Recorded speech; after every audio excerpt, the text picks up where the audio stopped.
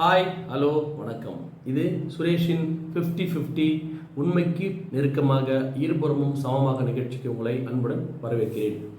இன்றைக்கி நம்ம பார்க்க போகிறது நடிகர் சியான் விக்ரமை பற்றிய ஒரு சிறிய நிகழ்ச்சி.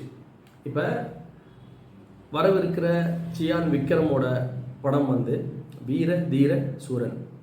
இந்த படம் பார்த்தீங்கன்னா ஒரு கமர்ஷியல் படமாக வரப்போகுது.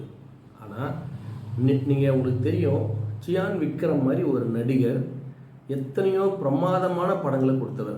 நீங்கள் தமிழ் சினிமாவில் பார்த்தீங்க அப்படின்னு சொன்னால் ரஜினி, கமல், எம்ஜிஆர், சிவாஜி, அதுக்கப்புறமா பார்த்தீங்க அப்படின்னா அஜித், விஜய், இல்லை விஜய் அஜித், இந்த மாதிரி ஒரு 3 செட் ஆஃப் லைன் வந்துகிட்டே இருக்கிறாங்க. இப்போ நீங்கள் முதல்ல பார்க்கும்போது பார்த்தீங்கன்னா சிவாஜி சார் நடிப்புக்குன்னு சிவாஜி சார் இருந்தார். அவருடைய நடிப்புகள் நம்ம காலத்தால் அழிக்க முடியாது. அது என்றைக்குமே வேறு லெஜண்ட் லெவலில் வேறு லெவலில் இருக்கும். அதை நம்ம யார்ட்டையும் நம்ம கம்பேர் பண்ணி பேச முடியாது. அவர் ஒரு டைப் ஆஃப் நடிகர்.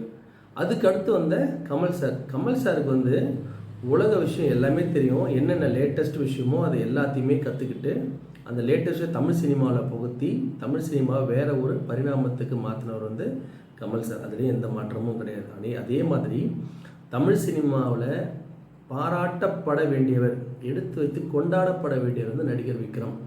அவருடைய பங்களிப்பு தமிழ் சினிமா. இப்போ ஒரு உதாரணத்துக்கு ஏதோ ஒரு ஊரில் நம்ம போகிறோம், போயிட்டு எப்பா நீ எடுத்த நல்ல படத்தை ஒன்று காட்டுப்பா அப்படின்னு சொன்னால் நம்ம சொன்ன மாதிரி எம்ஜிஆர் சாரையோ இல்லைனா ரஜினி சாரையோ இல்லை அஜித் சார், விஜய் சார் படங்களை எடுத்து நீங்கள் போட்டிங்க அப்படின்னு சொன்னால் என்னப்பா இது அப்படின்ற மாதிரி சொல்லுவாங்க. ஆனால் நீங்கள் சிவாஜி சார் படமோ இல்லை கமல் சார் படமோ அந்த காலத்தில் எடுத்து போட்டிங்க அப்படின்னு சொன்னால் பரவாயில்லப்பா, இவ்வளோ அழகான நடிகர்லாம் வச்சுருக்கீங்க நீங்கள், வெரி குட்ப்பா, சூப்பர்ப்பா அப்படின்னுவான். ஆனால் இப்போ இருக்கிற நடிகர்கள் அஜித், விஜய், அதுக்கப்புறம் இருக்கிற பிரசாந்த், சூர்யா கூட கொஞ்சம் பரவாயில்ல, ஒரு 2 படம் நடிப்புக்குன்னு தீனி போட்ட படங்கள்லாம் இருக்கும்.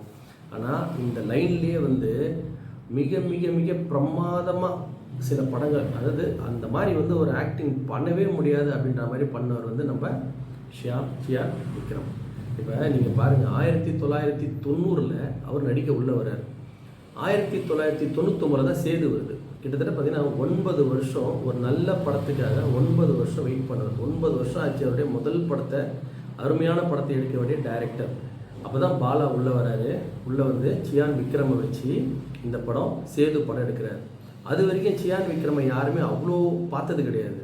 அந்த 9 வருஷம் சேது படம் பார்க்கும்போது பார்த்தீங்கன்னா, அப்பா இந்த மாதிரி இன்னொரு ஆக்டரா, கமலோட ஒரு அருமையான ஆக்டர் ஒருத்தர் வந்துட்டாரே அப்படின்னு அப்போ இருந்த எல்லா ரசிகர்கள் அப்போ வெயிட் பண்ணாங்க. அடுத்து வர செட்டில் யார் கமல் சார் இடத்த யார் பிடிக்க போகிறாங்க. ஏன்னா அது 1990s பார்த்தீங்கன்னா அதுக்கு அடுத்த செட்டு உருவாயிடுச்சு. அதாவது ரஜினி சார், கமல் சாருக்கு அப்புறம் அடுத்த செட்டு உருவாயிடுச்சு. அஜித், விஜய், பிரசாந்த், 19லாம் சூர்யா கூட கிட்டத்தட்ட வந்துட்டார். சூர்யா லேட்டு, பட் அவரும் வந்துட்டார் சூர்யா. அப்போ விக்ரம் ரேஸ்லேயே இல்லை. 4-5 பேர் தான் ரேஸில் இருந்தாங்க. அப்படியே வந்துகிட்டே இருந்தாங்க. அதில் விக்ரம் 99ல் இந்த படம் வந்தவொடனே, சேது படம் வந்தவொடனே உள்ளே வந்துட்டார். அவ்வளோதான். அவர் தமிழ் சினிமாவே ஒரு அருமையான ஒரு கமல் வேறு ஒருத்தரை பார்த்ததா ஒரு சந்தோஷம். அப்படியே பார்த்தீங்கன்னா அப்படியே 2000 இப்போ 99லேருந்து 2005 வரைக்கும் டாப்பு விக்ரம் தான். டாப்பு பெரிய டாப். அந்த மாதிரி ஒரு ஆக்டிங் அப்போ காலகட்டத்தில் தமிழ் சினிமாவில் விக்ரம் படம் பார்த்தா ஆக்டிங் பார்க்கலாம் அப்படின்ற மாதிரி ஒரு ரசிகர் செம்ம கூட்டம் அருமையான கூட்டம் வந்துச்சு அவர் பின்னாடி. உதாரணத்துக்கு நான் சொல்கிறேன், அந்த 99லேருந்து 2005 வரைக்கும் பார்த்தீங்கன்னா சேது நடிப்புக்கு மட்டும் தீனி போட்டது காசி. அப்புறமா பார்த்தீங்கன்னு சொன்னால் நம்ம பிதாமகன், இந்த மாதிரி நடிப்புக்கு தீனி போட்ட படம் அந்த சீசனில். அதே டைமில் கமர்ஷியலாக பல படங்கள் வெற்றி பெற வச்சார்.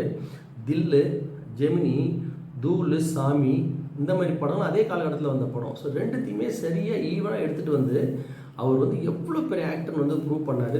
கமர்ஷியலும் சூப்பராக பண்ணுவார், நடிப்பும் சூப்பராக பண்ணுவார். உதாரணத்துக்கு நீங்கள் எடுத்துங்க, இது வரைக்கும் கண்ணு தெரியாத வேஷங்கள் எத்தனையோ பேர் நடிச்சிருக்கிறாங்க. அந்த ஆரம்பத்துலேருந்து இன்றைக்கி வரைக்கும் எத்தனையோ பேர் நடிச்சிருக்கிறாங்க. ஆனால் நீங்கள் காசி படத்தில் வர அந்த கேரக்டரை இது வரைக்கும் யாருமே பண்ணது கிடையாது. இவரை பண்ண போகிறதும் கிடையாது.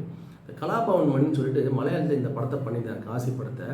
அதை பண்ணிவிட்டு இதை ரீமேக் பண்ணாங்க. ரீமேக் பண்ணும்போது பார்த்தீங்க அப்படின்னு சொன்னால் அவர் சொன்னார், கலாபவன் மணி நான் பண்ணதை விட விக்ரம் தான் சிறப்பாக பண்ணியிருந்தார்னு சொல்லிட்டு அந்தளவுக்கு சிறப்பாக செஞ்சிருந்தார். தெய்வ திருமகன் ஒரு படம், அந்த படம்லாம் நீங்கள் பார்த்தீங்கன்னா அந்த மாதிரி ஒரு நடிகை நடிக்கவே முடியாது. அதேமாதிரி பிதாமகன் பல படங்கள் அந்த மாதிரி அவர் வந்து பண்ணி ஒரு உச்சத்தை தொட்டிருந்தார். ஆனால் சமீபத்தில் வந்த சில டைரக்டர் வந்து அவர் சரியாக யூஸ் பண்ணாததால் ரொம்ப கஷ்டப்பட்டார். ரொம்ப வந்து படம் வந்து சரியாக இல்லாததால் ரொம்ப கஷ்டப்பட்டுட்டார். இப்போ வந்து கிட்டத்தட்ட பார்த்தீங்கன்னா 10-11 வருஷமாக கடைசி ஐ படம் நடித்தார். ஐ படம்லாம் வந்து பிரமாதமாக அந்த ஆக்டிங் கதை நல்லா இருந்தாலே டைரக்டரோட பிரச்சனை. ஆனால் அவருடைய பங்களிப்பு வந்து அவ்வளோ சிறப்பாக செஞ்சுருப்பார். ஸோ டைரக்டர்ஸ் வந்து நல்ல டைரக்டர் அருமையான கதையை எடுத்துன்னு போய் உடலெல்லாம் குறைச்சி படத்துக்காக எவ்வளோ வேலை செய்கிறவர் விக்ரம் சார். அவரை நீங்கள் கரெக்டாக யூட்டிலைஸ் பண்ணி கரெக்டாக பண்ணுங்கள். இந்த டேரக்டர் சாருக்கு விக்ரம் சாரை போய் நல்ல டேரக்டர் விக்ரம் சாரை போய் அணுகுங்க. நீங்கள் கமர்ஷியல் ஹீரோ பின்னாடியே சுற்றாதீங்க. படம் நல்லா அமையணும்னு சொன்னால் விக்ரம் சார் நல்ல கேரக்டர் கொடுங்க. ஏன்னா அவர் மறுபடியும் வந்து இதே மாதிரி வெறுத்து போய் நல்ல நல்ல படங்கள் நடிச்சு மக்கள்கிட்டையும் வரவேற்பு இல்லை.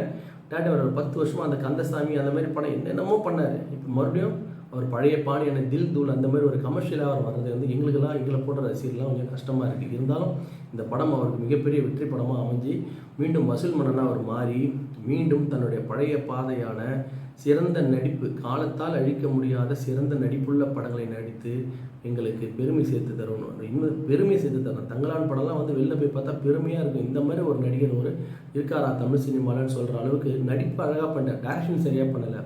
அவரை பொறுத்த வரைக்கும் எந்த குறையில்லாமல் பண்ணார். அவருக்கு இந்த வீர தீர சூரன் படம் மிகப்பெரிய வெற்றி அடைய எங்கள் சேனல் சார்பாக வாழ்த்துக்கள். நன்றி.